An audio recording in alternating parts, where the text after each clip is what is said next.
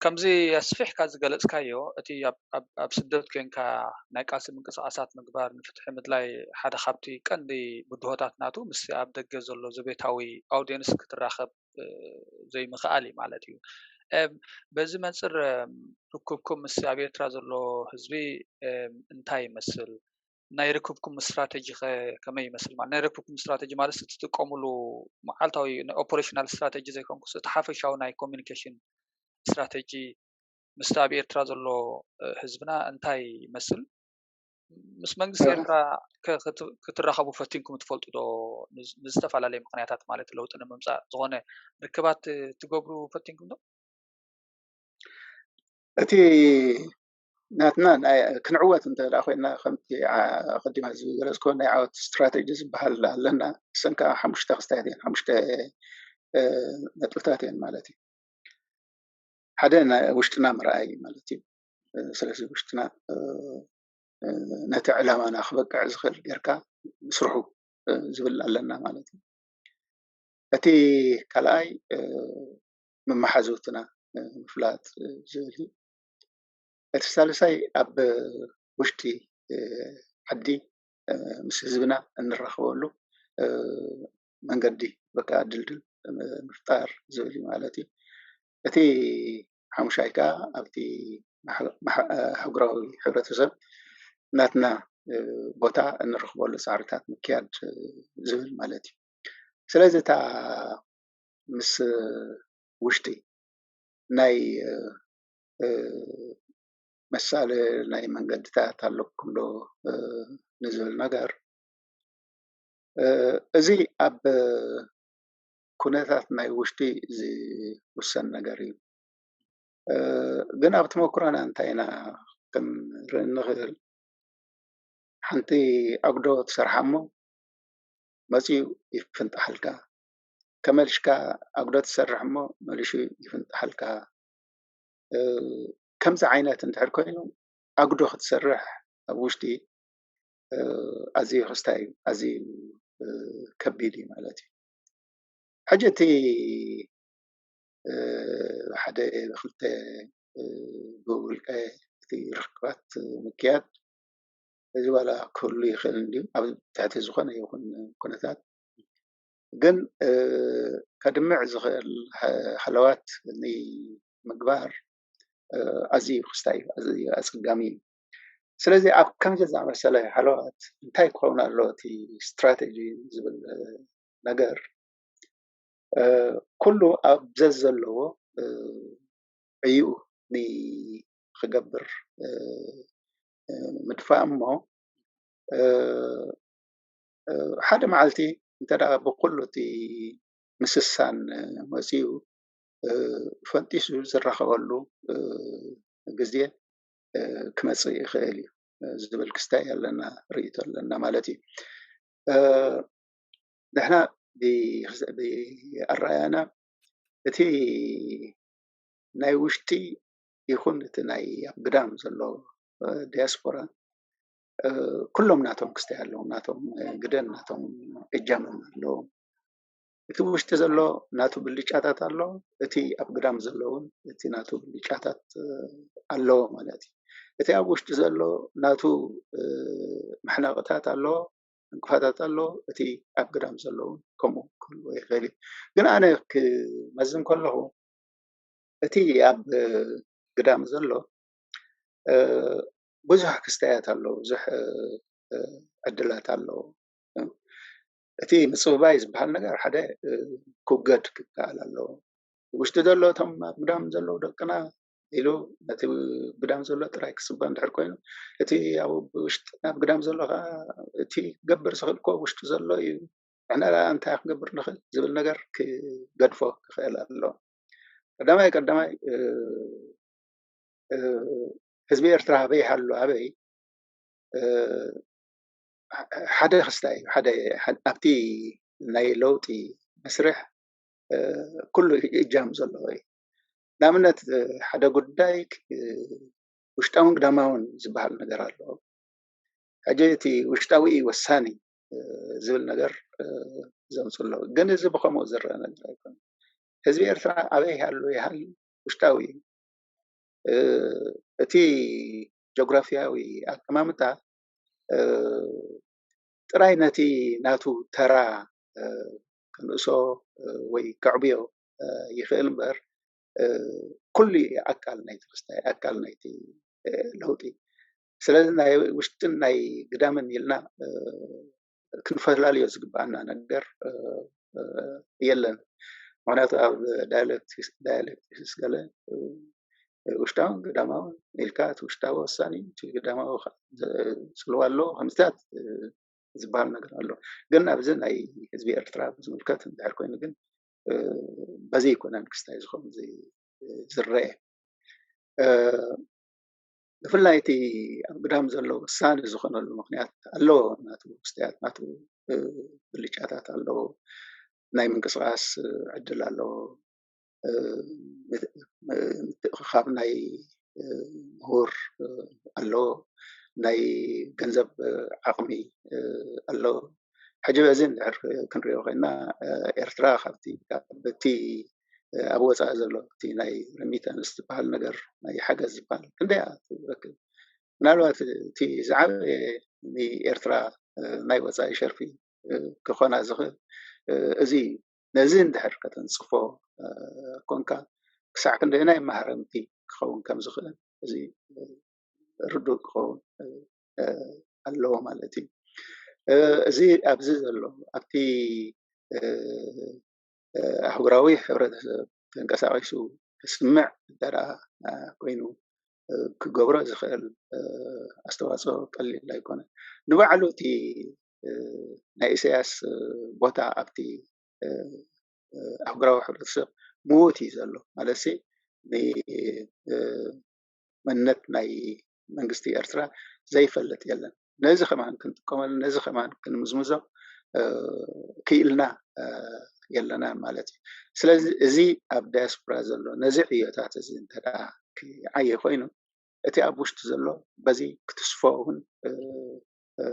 ይኽእል ክነቃነቕ እውን ይኽእል ማለት እዩ ስለዚ እዚ ክንገብር ከዓ እቲ ናይ ሓድነት ነገር ከነሳልጥ ክንክእል ኣለና ማለት እዩ ሓድነትን ንኢሳያስ ናይ ምልጋስን ነገር ፈላሊና እውን ክንሪኦ ዝህልወና ኣይኮነን ንሕና ብመሰረቱ እቲ ሓድነት ምግባር እዩ ተሳይንና ዘሎ እምበር ንኢሳያስ ምውዳቕ ኣይኮነን ተሳይንና ዘሎ ንሓድነት እንተደኣ ክንገብር ኮይንና ነዚ እንተደኣ በቂዕና ንኢሳያስ ከነፅንሖ እውን ኣይተኻእለን ማለት እዩ ብሓባር ክንጓዓዝ እንተንኽእል ብሓባር ከነድምስ እንተንኽእል ኢሳያስ ክፀንሕ ኣይኮነን ግን ኢሳያስ ክፀንሕ ክኢሉ ዘሎ በቲ ዝተፈላለየን ዝተፈናጨለን ሓለዋት ናይ ስኢንሑ መግቢ ኮይኑ ዘንብሮ ዘሎ ማለት እዩ ስለዚ ኣብ ናይ ህዝቢ ነዳይ ክንርኢ እንድሕር ኮይና ነዚ ኢና ክንከይድ ዝህልወና ህዝቢ ክውደብ ኣሎ ህዝቢ ክጉስጎስ ኣሎ ህዝቢ ሓደ ኮይኑ ክሰርሕ ክኽእል ኣሎ እዚ እንድሕር ተበቂዑ እቲ ዕላማ ንምርግጋፁ ከቢድ ኣይኮነን ፅቡቅ ብመንፅር ዴሞግራፊያዊ ስእሊ እቲ ዴሞግራፊክ ፒክቸር ዝበሃል ክርአ ከሎ ብመንፅር ዕድመ ብመንፅር ናይ ቃልሲ ተመክሮ ጉዕዞ ኣብ ቃልሲ ዝፀንሐ ግዜ ትንውሓት ኩሉ ኣብ ግምት እቲና እቲ ኣባልነት ወይ ከዓ ሰፖርት ቤዝ ናይ ሰልፊ ዲሞክራሲ ህዝቢ ኤርትራ እንታይ ይመስል መን እዮም ናትኩም ኣባላት ትፅቢትኩም ካብ ህዝቢ ፅቡቅ ጌርካ እውን ጠቂስካ ኣለካ ምናልባት ግን ሕልፍ ክብሎ እቲ ኣብ ወፃኢ ዝነብር ህዝቢ ትፅቢትኩም እንታይ ይመስል ከምዚ ኩላትና ዝረኣናዮ ብዝሓለፈ 20 ዓመት ሕማቅ ኣጋጣሚ ኮይኑ ድሕሪ እቲ ምስ ኢትዮጵያ ዝነበረ ኩናት ተታሒዙ ብዙሕ መንእሰይ ካብ ኤርትራ ወፂኡ ኣብ ኤውሮጳ ብዝተፈላለዩ ክፋላት ዓለም ፋሕፋሕ ኢሉ ይነብር ኣሎ ማለት እዩ ሕጂ ምስኡ ኸ ዘለኩም ናይ ቃልሲ ርክብ ሰንሰለት ናይ ምእሳር ኣብቲ ጉዕዞ ቃልሲ ኣብቲ ጉዕዞ ፍትሒ ምድላይ ከም ፅምበር ናይ ምግባር ዕድላት ተኽእሎታት ተበግሶታት እንታይ ይመስል ምናልባት ክውስኸላ ናብኣ ኣልጊብካ ብሓንቲ ክትምልሰን ኣሰፋ ሶሪ ተስፋ ኣለም ቻምኬሬ ምክንያቱ ሕቶታት ዝመጽእ ኣሎ ሕጂ ኣብነት ምዚ ናይ ፖለቲካዊ ውዳቤታት ማለት ፖለቲካዊ ሰልፍታት እንታይ ዝብል ክንደይ ዝኣክል ቁፅሪ ኣሎ ዝበሃል ኣሎ ሕጂ ንኣብነት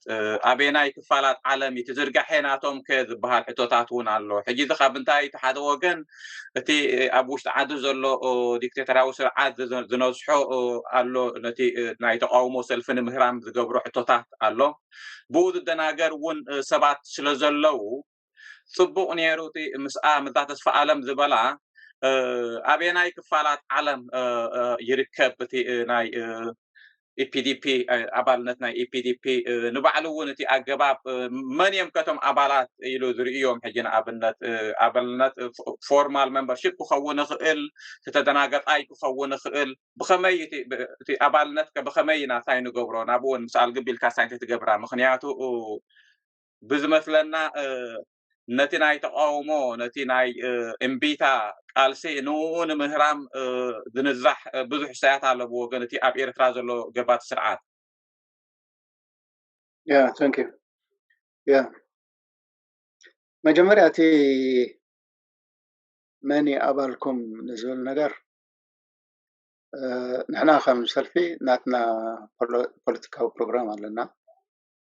ስለዚ ነዚ ፖለቲካዊ ፕሮግራም እዚ ዝተቀበለ ዕድሚኡ ካብ 16 ዓመት ዝኾነ ኤርትራዊ ሃይማኖቱ ወላ ካልእ ድሕረ ባይታታቱ ብዘየገድስ ከም ኣባል ናይቲ ሰልፊ ክኸውን ይኽእል ማለት እዩ እቲ ሰልፊ ከምቲ ዓንተ ጠቂሰ ዝነበርኩ ናይ ህዝባዊ ግንባርን ናይ ተጋድሎ ሓርነት ኤርትራን ዝነበሩ እዩ ኢለ ነይረ ኣብ ተጋድሎ ሓርነት ኤርትራ ዝነበረ ኣብ ህዝባዊ ግንባር ዝነበረ ኣበይ ናይ ዕድመ ዘለው ክኾኑ ይኽእሉ ንምግማት ብዙሕ ከቢድ ኣይኮነን ግን ኣብ ጉዕዝኡ መንእሰያት እና ፀንበረ ክመፅእ ዝፀንሐ ውድብ እዩ እቲ ብህዝባዊ ግንባር ዝመፀ ይኹን ዋላ ብተጋድሎ ሓርነት ኤርትራ ዝመፀ እቲ ውድብ ካብ ዝስከፎ ነገር እንታይ እንተላ ክበሃል ኮይኑ እቲ መንእሰይ ከምቲ ዝግባእ እተን ደቂ ኣንስትዮን ከምቲ ዝግባእ ክሳተፋ ኣብቲ ቃልሲ ክኢለን ብዘይምህላወን ግን ብዝምድናዊ ኣዘራርባ እዚ ሰልፊ እዚ ድሓን ተሳትፎ ናይ መንእሰያትን ናይ ደቂ ኣንስትዮን ኣለዎ ነዚ ክበፅሖ ዝኸኣለ እውን ኣብቲ ናቱ ስትራክቸር ኣብቲ ናቱ ቅርፃ ነዚ ክልተ ክፍልታት ናይ ሕብረተሰብ ስለ ዝሓቆፎ እዩ ማለት እዩ ኣብቲ ሰልፊ ናይ መንእሰያት ዲፓርትመንት ኣሎ ብደረጃ ፈፃሚ ሽማግለ ማለት እዩ ናይ ደቂ ኣንስትዮ ክፍሊ ኣሎ ብደረጃ ናይ ፈፃሚ ሽማግለ ማለት እዩ ካልእ ኣብ ውሽጢ ሰልፊ ማሕበር ደቂ ኣንስትዮ ኣሎ ማሕበር መንእሰያት ከዓ ኣሎ ማለት እዩ ሕጂ እዚ ኩሉ እንታይ ዘመላኽት እዩ እቲ ሰልፊ ኣብዞም ክልተ ክፍልታት ናይ ሕብረተሰብ ክሳዕ ክንደየናይ ከም ዝግደስን ክሳዕ ክንደየናይ ከም ዝቃለስን ንምርኣይ ኣብ ውሽጢ እቲ ሰልፊ ዘሎ መንእሰያት ከም ፍሉይ ክፍሊ ናይቲ ሕብረተሰብ በይኖም ክዛረቡ በይኖም ክውስኑ በይኖም መደባት ክሰርዑ ከም ዝኽእሉ እዩ ማለት እዩ ከም ደቂ ኣንስትዮ እውን ከምኡ ሕጂ ኣብቲ መሪሕነት ክሳዕ 9 ዝኾና ደቂ ኣንስትዮ ኣለዎ ማለት እዩ መንእሰያት እውን ካብዚ ዘይውሕዱ ኣለዎ ማለት እዩ ግን እዚ እኹል ኣይኮነን ዋላ እቲ ውድብ ዘቕመጦ ታርጌት እውን ክስታይ ዝገበረ ኣይኮነን እዚ ሃረሞ ኣይኮነን ስለዚ ገና ነዚ ክሰርሓሉ ይቃለስ ማለት እዩ እቲ ውድብ ንመንእሰያት ኣብ ሕቑፉ ንኽእቱ ብዙሕ ክስታያት እዩ ዝገብር ብዙሕ ፃዕርታት እዩ ዝገብር ሕጂ ዝለገበሉን ዝራኸበሉን መንገድታት እውን ነይርዎ ብፍላይ ኣብቲ ዝሓለፈ ዓመታት እዚ ምክንያት ናይ ኣሳይለም መሕተቲ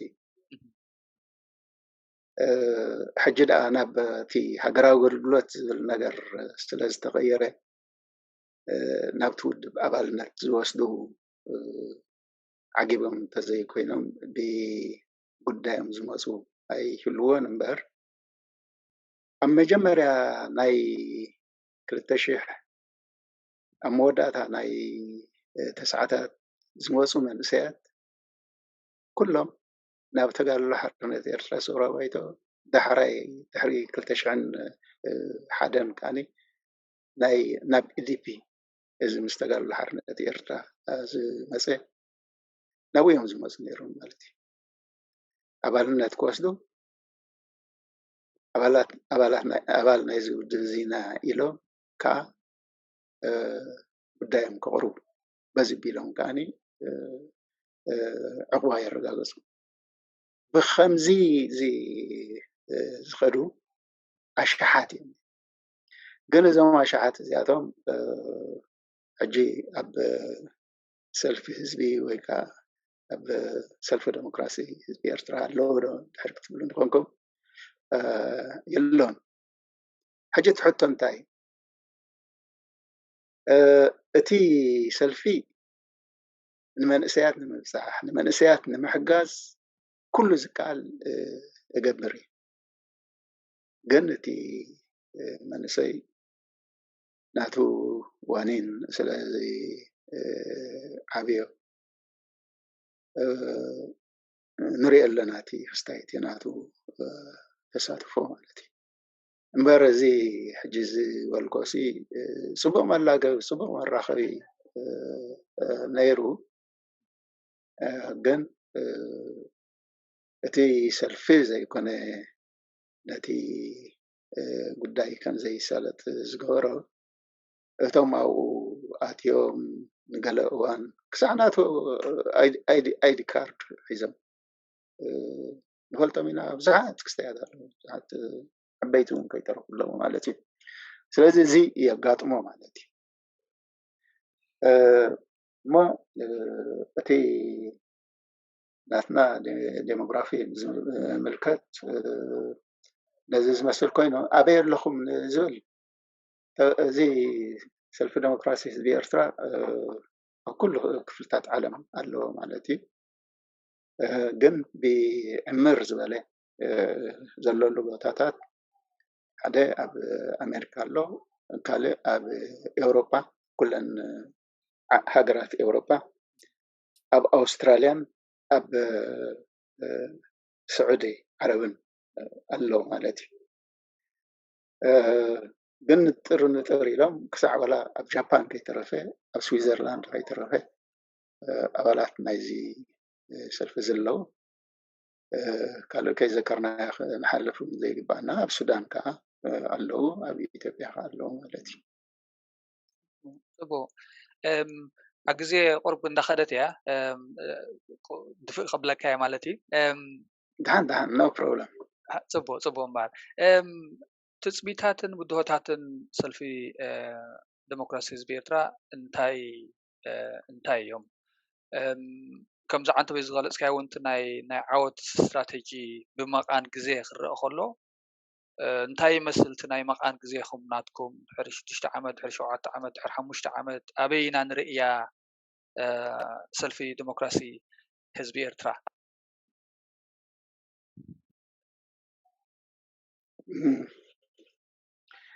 بمسارات تي سلفي بين خينا زخيد زي كونس مستي حزب خينا خيدي سلازتي حزبي بفلاي بمصر نايزي زخيد زلو ناي فتحي قالسي أبي كباسحي زبل نجار إنا كري زي حلونا مالتي انت را عسالتو ركب كوين وحاسير جزيخا لهوت انت را كمسو كوينو حنتن كتقبر دلوا ناي حدنات قداي كلاش اللو مغنياتو ملاش حدنات نزي سرعات زي أمو داق يحق زكاة راي نسي دحرم وداق نايتي سرعاتون حدا سموز زخنه سجار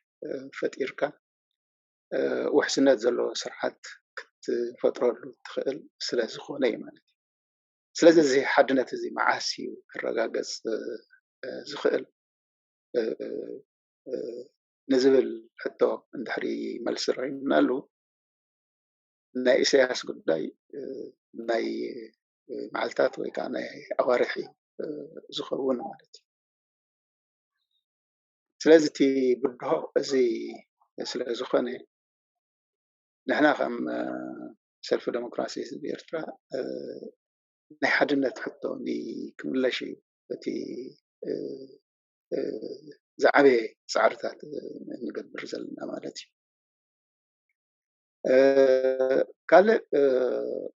ብዝኾነ ዝብገስ ምንቅስቃስ ክሳዕ ኣብ ረብሓ ህዝብን ረብሓ ሃገርን ዝኾነ እውን ቀልጢፍና ፈሊጥና ምስኡ ክንሰርሕ ቁርብነት ምርኣይ እውን ሓደ ካብ መግለፂና እዩ ማለት እዩ ንኣብነት እዚ ይኣክል ንዓና ከም ብፍላይ እውን ምስ መንእሰያት ዝተኣሳሰር ምንቅስቃስ ስለ ዝኾነ እቲ በኺሩ ዝነበረ ስራሕ ናይ መንእሰያት በዚ ቢሉ ዝበጋገስ ዘሎ ኮይኑ ስለዚ ተሰማዓና ቀልጢፍና ኢና ተፀንቢርናዮ ማለት እዩ ቀልጢፍና ፈሊጥና ኣባላትና እውን ኣብኡ ዝንበሩ ኣብኡ ክሰርሑ ከም ዘለዎም እውን ኣርኢናዮም ማለት እዩ ምናልባት ምስኣ ትተሓዝ ከምዚ ዝበልካዮ ምዝ ናይ ሽርክነት ምስ ዝተፈላለያ ውድባውያን ምንቅስቃሳት ብርጌሳዊ ምንቅስቃሳት ናይ ኣብ ደገ ዘለዋ ናይ ኤርትራ ምስአን ብዝተሓሓዝ ክሓቶ ዝደሊ እንታይ ኣሎ እዚ መንግስቲ ኣብ ስደት ዝብል ጋቨርንመንት ኢን ኤግዛይል ዝብል ሓደ ተበግሶ እውን ኣብዚ ዝሓለፈ ዓመት ወፂኡ ነይሩ ሕጂ ከም ብመንፅር ዝበልካዮ ናይ ፅምዶን ናይ ተሻሪሕካ ምስራሕን መደባትኩም ኣብኡ ዘለካ ርእይቶ ወይ ብውልቅኻ ወይ ብፖሊሲ ብፓርቲ ብሰልፊ ደረጃ እንተተካፍለና ፅቡቅ ነይሩ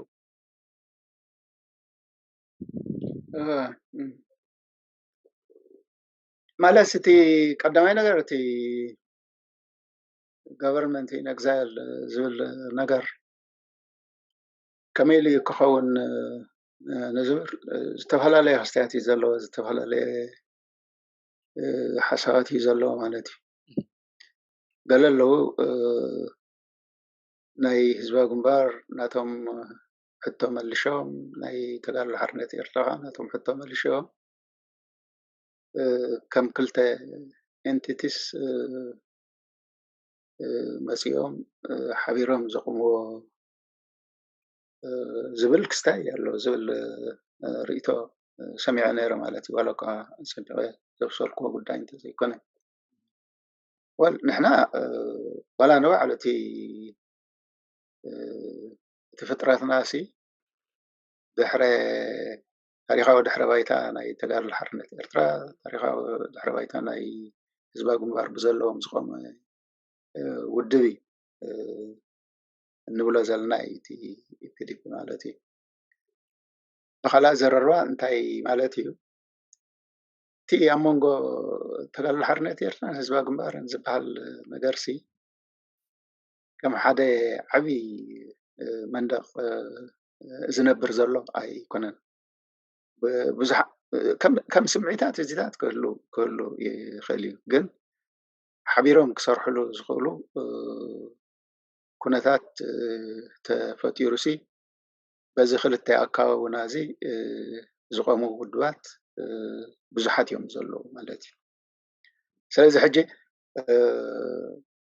كابيخا واسيخا نزيتات كستحت قبر نزيتات كتسرح زين قزارسو تقوار كمان كستاي كوني اي راكاني مالتي اتي مره مقام لاي سدات منغستي زبل والساب كستاي قوري يخلي كري يخلي حدا يخفتي زنسافف زلو خستاي فورمولا اي مالتي قلنا نحنا نزي اندورس اي جبرنايان قلنا ساب كستاك قوري يخيل كما يتقلو يخيل زتقم كوينو انت رخيبو كسقاقرنا اندحر زغيل كوينو خستاي كنا قلنا تنحنا أصبقنا خستاي نقبرو لأن دافع له نقر نتاي حدا نخلو حيلتاتن محبراوي كفلتات انتاي بحالن برقس او محبراتن كأكب زخيل حدا صلال كقوم الله زبل كستاي ألنا زبل ريتو ألنا مالتي حجتي زخي زلونا اي بوليتيكا وحيلتات إرترا لفنتي وكا رخكون نابزو قصوني كمعبل إنا خستاي نقبر سعر مالتي دحريو نابي كسقاقر يخيل بيناي من قد خنقص يخيل زبل منالبات تي منغستي كلمة لا زبل نقر ترى بيتاتات اللي هو وين كره يخيل مالتي صبو نام مጨረሻ انا ምናልባት ዝርስላሳ ሓንቲ ዕድልክቦ ሽዑ ኣነ ናይ መጨረሻ ሕቶላትኒ ክንውድእ ማለት እዩ ዝርስላሴ في بوقت سؤالم ثانك يو أسفاو من البعض حتى يا كتكون بزح جدي كتاب حجي انت يا بركتو نيرو قدلي تقاتلت بقندت قدلي صنحكم إلنا عندنا بزح جدينا نحتت انتاي تقبروا لهم صبوق عدليو من البعض مدمدم تاقتنا نخيس لزلنا 5 سبات كم ولك سبات كم تقادلتي ذقاتموكم بالدهوتات انتاي يوم ريكوغنيشن ك نتتقبرو قالسي اللو دخوين سمعك امونتاي ندقات ام تتقيم كاسي انتاي كتبل تدلي هزب ذي تحوصوس قالسس حياليو ناب ولك سبات ناب ودا بيتات رح ساي غيركا انتاي مبلكا انتاي بدهوتات علىكم وقتي مالستي حدا امنات دحري حسكايو نت امنات كاني كرغاغصول لاني ندحر كتبل كونكا فلوتي تخفلو واغاتات علىكا كاب غزي جميركا كاب ገንዘብ ጀሚርካ ዚታት ኩሉ እትኸፍሎ ዋጋታት እዩ ሕጂ ብዓይኒ ናይ ውልቀ ሰብ ገለ ክትሪኦ እንከለኻ ምናልባት ሓሳይ እውን ክኸውን ይኽእል እዩ ግን ብመሰረቱ ንዓላማ ዝተበገሰ ሰብ ከፍሎ ዝግብኦ ዋጋ ከም ዘሎ ስለ ዝርዳእ እቲ ኩሉ ዝገብሮ ነገር بعقبات سلازخونه نفس عقبات ترايو بستايز قورلو زحدرولو مالتي كاو حليفو اندهر زي 3 عامات ወይ ካውን ላዕሊ ዝተቃለሰ ተጋዳላይ ትሪኦ ኮይና ንነፍሱ ዋላ ሓንቲ ክስታይ ዝኾነ የለን ዝተረብሐ የብለን ብፍላይ ከዓ እዚ ስርዓት እዚ ዕይ ዝኾነ ምሕደራ ተካይድ ስለ ዘይከኣለ እቲ ፀጋታት ናይቲ ሃገር ብግቡእ ኣብ ኣገልግሎት ክውዕል ስለዚ ከኣለ እቲ ተጎዳኢ ምዃን ኣብ ኩሉ ዘሎ ማለት እዩ ሕጂ እዚ ብነብስኻ ጥራይ ክትሪኦ እንተደኣ ኮንካ ነቲ ዝተገብረ ነገር እውን ሓንቲ ዝጠቅም ነገር ኣይተገብረን ኢልካ እውን ክስታይ ክትገብር ትኽእል ኢኻ ክትግምግም እውን ትኽእል ኢኻ ግን ሓደ ፍሉጥ ክኸውን ዘለዎ ነገር እንታይ እዩ ዋላ እኳ እቲ ዘረጋገፅናዮ ናፅነት ከምቲ ዝሓሰብናዮ ዘይከደልና እቲ ናፅነት ምርጋፁ ግን ሓደ ዓብዪ መክሰብ ስለ ዝኾነ ምክንያቱ ከም ሃገር ስለ ዝኾንና ኢና ንሕና ብዛዕባ ምምሕዳር ናይ ሃገር ንዛረብ ዘለና ሃገር ዘይነበረና ነይሩ ዝኾን ብዛዕባ ምምሕዳር ናይ ሃገር እውን ኣይተዛረብና ስለዚ እዚ መክሰብ ስለ ዝኾነ እቲ ኩሉ ዝተጋደለ ነዚ መክሰብ እዚ ከም ዝረኸበ ክፈልጥ ክኣምን ብቃልሱ እውን ሕጉስ ክኸውን ይግብኦ ኢለ ይሓስብ ማለት እዩ እቲ ናይ መፃኢ እውን ነቲ ዝተበደልናዮ ዝበደልናዮ ህዝቢ ክከሓስ ኢልና ንቃለሶ ዘለና ስለ ዝኾነ እንተደኣ ኩሉ ነዚ ሓቂ እዚ ክርዳእን ክፈልጥን ኮይኑ ኣብቲ መስርዕ እውን ድሕሪ ክሳተፍ ኮይኑ እቲ ለውጢ ኣብ ዝሓፀረ ግዜ ክመፀሉ ዝኽእል ዕድላት ኣሎ ማለት እዩ ስለዚ ነቲ ቃልሲ ብናይ ውልቅኻ ክስታይ ዝኸውን ኣይኮነን ዝምዘን ኣይኮነን ነቲ ዝገበርካዮ ሪኮግናይዝ ዘይገብር ክህሉ ከም ዝኽእል ዘይፍሉጥ ነገር እዩ ግን እቲ ታሪክ ክሕከኽ ኣይከኣልን እዩ እቲ ኩሉ ከከም ዝተፈፀሞ ተመዝጊቡ እዩ ዝኸይድ ዘሎ ዋላ እኳ ሓደን ንፈልጦ ሓደን ከዓ ዘይፈልጦ እንትኾነ ኣብ እዋኑ ከዓኒ እቲ ሓቅታት ምስ ወፀ እዚ ኣብዚ እዋን እዚ ዝኾነ ተፈላጥነት ዝሰኣነ ተፈላጥነት ኣብቲ መስርሕ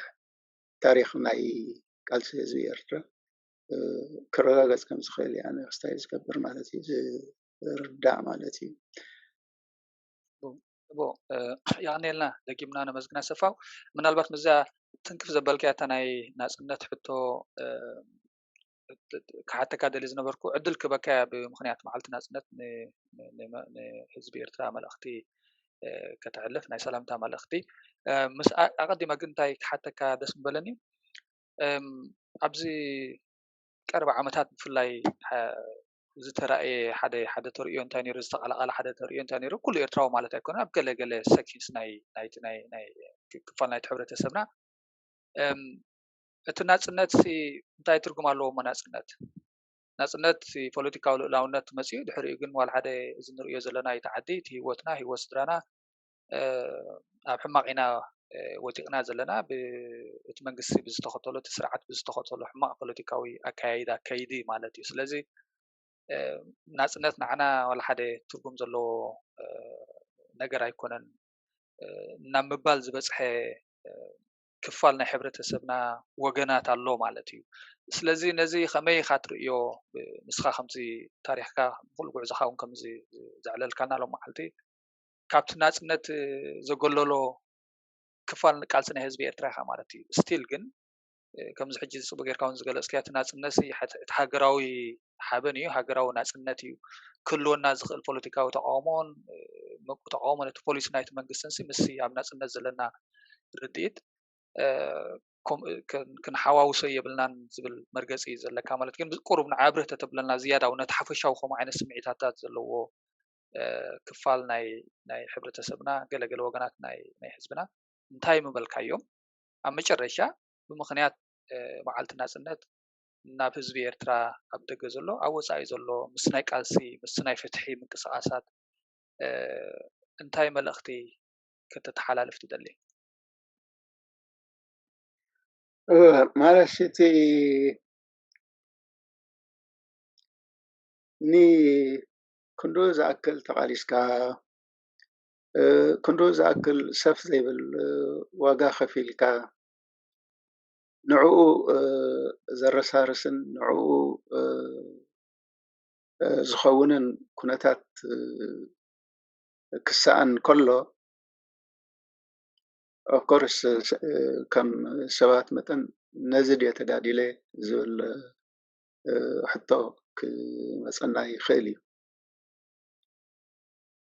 ግን እቲ ምግዳል ኣብ ክልተ ክስታያት ኣብ ክልተ ደረጃታት እንተረኣናዮ ፅቡቅ እዩ እቲ ሓደ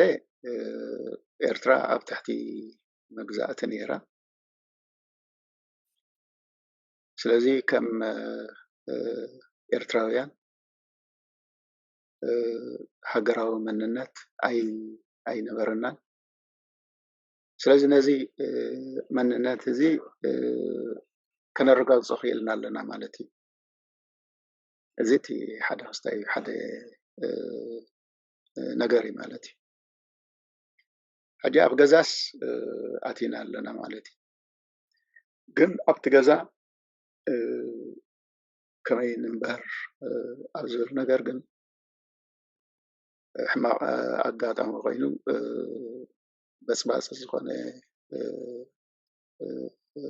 ስርዓት ረኺብና ማለት እዩ ስለዚ እንታይ ኢና ኮይና ዘለና ናብ ዳግመ ቃልሲ ክንኣቱ ተጌርና ማለት እዩ እቲ ሃገራዊ ናፅነትና ምርግጋፁ ኤርትራ ከም ሓደ ኣካል ከም ሓደ ሃገር ኣብ ኣህጉራዊ ሕብረተሰብ ክትፍለጥ ምኽኣላ ከም ኤርትራውያን እውን ተፈሊጥና ኣብ ዓለም ክንነብር ምኽኣልና እዚ ኣረጋጊፅና ኣለና ስለዚ ነዚኣ ከፊልና ኣላ ማለት እዩ እዚኣ ከፊልና ኣላ ስለዚ ነዚኣ ክንድዚ ዝኣክል ዋጋ ክኽፈላ ዘይግባእ እኳ እንተኾነ ኮይኑ ስለዚ ንሕና ክንጣዕሰሉ ዝግባአና ኣይኮነን ግባአና ኣይኮነን እቶም ነዚልና ዲና ተቃሊስና እዚስ ብኻም ተረፈና ዝብሉ ኮይኑ ግን በስ ናይ ስምዒት ውስጣይ ናይ ስምዒት ጉዳይ ወይ እውን ብዓይኒ ግዝያዊ ጉድኣታት ዝጥምትዎ ዘለዉ ጥራዮም ክኾኑ ዝኽእሉ ማለት እዩ ካብኡ ሓሊፉ ግን እቲ ንሕና ኣረጋጊፅናዮ ዘለና ሃገር ኣብ ኢድና ሒዝናዮ ኣለና ማለት እዩ ስለዚ ከመይ ጌርና ነዚ ብኢድና ሒዝናዮ ዘለና ከዓኒ ነቲ ኣበላሽዎ ዘሎ ኣሕዲግና ብግቡእ ከም ዝምራሕ ንገብር ናትና ክስታይ ናትና ስራሕ እዩ እቲ ንባዕድን ንምስጓግ ዘኽኣለና ዓቕሚ ሕጂ እውን ምሳና እዩ ዘሎ ስለዚ ነዚ ዓቕሚ እዚ ክንጥቀመሉ ጥራይ ክህልወና ዘለዎ ማለት እዩ ብሓፂር መንገዲ ክንዲ ንኸዶ ብነዊሕ ክንከይድ ገይርና ኣሎ ማለት እዩ ግን እዚ ምግባር ማለት ነቲ መሰረታዊ ዘረጋገፅናዮ ዕላማ ክንክሕዶ ወይውን ከም ጠቕሚ ዘይብሉ ክንቆፅሮም ዝግባአና ኮይኑ መልእኽቲ ናብ ህዝብና መልእኽቲ ናብ ህዝቢ መጀመርያ እንኳዕኒ ኣብ ውሽጥና ብግዳመን ዘለካ ህዝቢ ኤርትራ እንኳዕኒ መበል 31 ዓመት ሃገራዊ ነፃነት ኣብፅሓና እዚ መዓልቲ እዚ ብርግፅ ኣገዳሲ መዓልቲ እዩ ህዝቢ ኤርትራ 24 ጉንበት እታ ዝበለፀት መዓልቲ ከም መዓልታት ክትበሃል ትከኣል እያ ስለዚ መታን እቲ ተልእኾ ናይቲ ዘረጋገፅናዮ ናፅነት ክኸውን ግን ክንከዶም ዝግባአና ስራሓት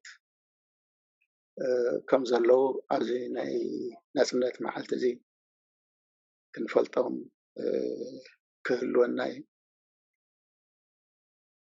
ህዝቢ ኤርትራ ዝተቃለሰ ወሳነ ናይ ጉዳይ ንክኸውን ብፍትሕን ብሰላምን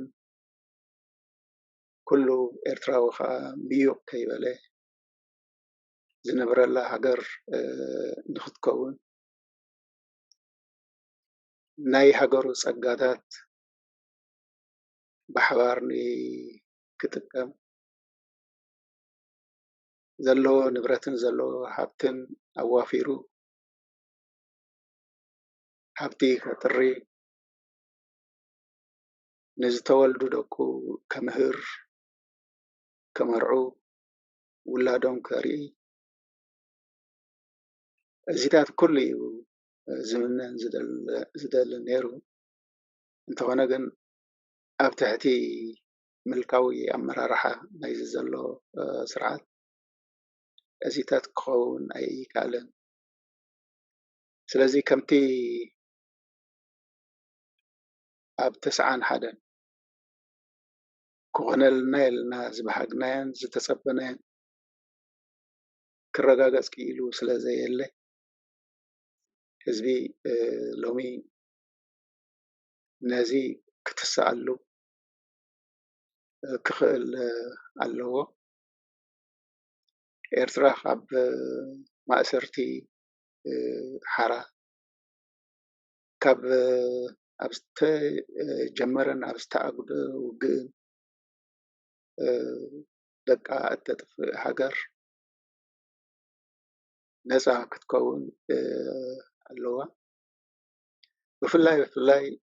እዚ ስርዓት እዚ ካብ ዝገበሮ በደላት ስድራ ቤት ብሓባር ንከይትነብር ምግባር ኣደ ደቃ በቲኻ ሰበይቲ ሰብኣያ ሲኢና ቆልዓ ኣቡኡ ኣዲኡ ዝስነሉ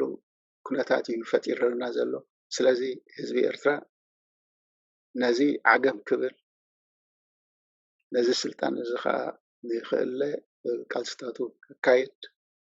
ኣብዚ መዓልቲ እዚ ቃል ክኣቱ ክህልዎ ከም ዘለዎ ዘተሓሳስብ ካብኡ ሓሊፉ ግን እቲ ሎመዓልቲ ዝበዓል ዘሎ ንሕና ከም ህዝቢ ኣብ መላእ ዓለም ኣካል ናይ ህዝቢ ዓለም ምዃንና ዘረጋገፅናሉ ሃገረ ኤርትራ ከዓ ማዕረተን ካልኦት ሃገራት ዝተሰርሓትሉ መዓልቲ ስለ ዝኾነ ንዓና ኣገዳሲ መዓልቲ ስለዚ ዝተሓጎስሉ ግን ምሉእ ሓጎስ መጠን ክመፅእ ከዓኒ እቲ ጎዲሉ ዘሎ ንክመላእ ፃዕርታት ክማካይዱ ንዝተበደለ ተበዲሉ ንዝተኣስረ ተኣሲሩ ንኣሰረ ከዓ ዓገብ እትብልሉ ዓመታት ክኸውን ትምኒተይ ይቀኒየለይ ኣባል መሪሕነት ሰልፊ ዲሞክራሲ ህዝቢ ኤርትራ አቶ አሰፋው በርሄ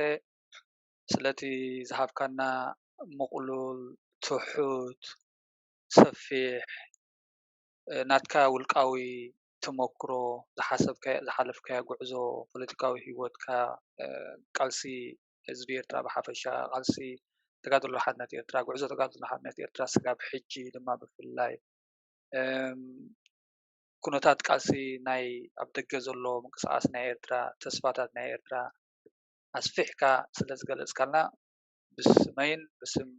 ኣብ ዘለዎ መሳርሕተይን ብስም ተኸታተልቲ ናይ ሻማን ብልቢ የመስግነካ ተስፋ ገብር ካልእ ግዜ ብተመሳሳለይ ብዝሰፍሐ ኩነታት ክንራኸብ የቀኒየልና ርሑስ በዓላት ቅንያት ናጽነት ድማ ንዓኻ መቃልስኻ ስድራ ቤትካ يغني الله